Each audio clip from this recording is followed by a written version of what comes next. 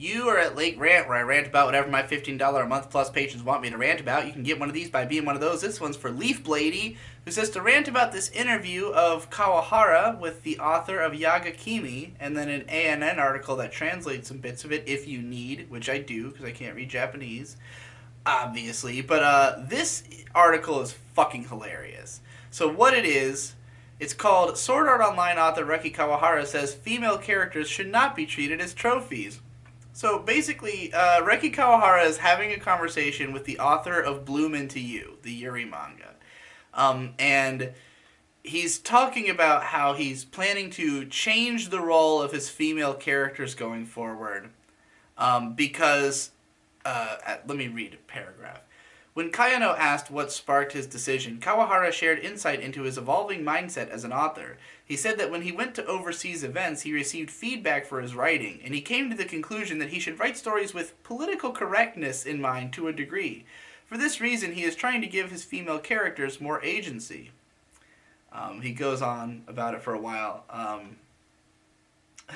Although he has been trying to give his female characters more agency, Kawahara emphasized that he would not be downplaying Kirito's presence in the story. He just wants to include more parts where the female characters live their own lives separately from Kirito. Basically,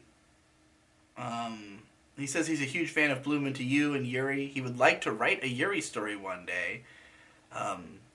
Kawahara has previously spoken out about his perceived flaws in his early writing. In December last year, he apologized to the voice actors of Tiese and Rondo for the rough experience they had voicing victims of sexual assault. He also explained that the overabundance of sexual assault as a plot device in his writing was due to his early influences as an author, and that he would rather not use rape to express catharsis nowadays.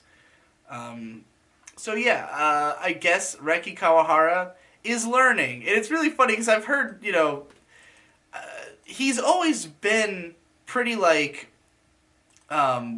to be down on himself. Like, if you saw that clip that I played at the end of the SAO Season 2 Sucks video where he's like, there's a lot of plot holes in my story. Maybe somebody else will come along who could do a better job of it. It's like, Reki Kawahara knows that he's not the best author. He knows that, he's writing, trashy light novels, but he's just doing it. He's just made the most famous one. And not just famous, in a normal sense, but, worldwide phenomenon.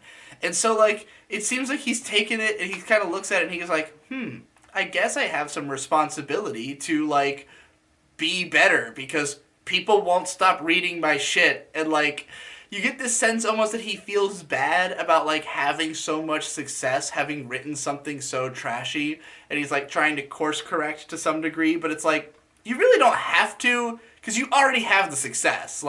You really don't have to be self-critical. I appreciate that you are. It's funny to me because, I'm somebody who has criticized him for a lot of the reasons that he is criticizing himself.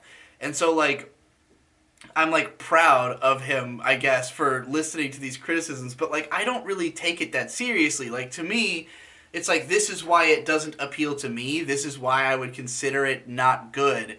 But, I don't really give a shit. I feel ultimately, my criticisms are out of spite that something that I consider to be not good is so popular. But the fact that it is so popular means that,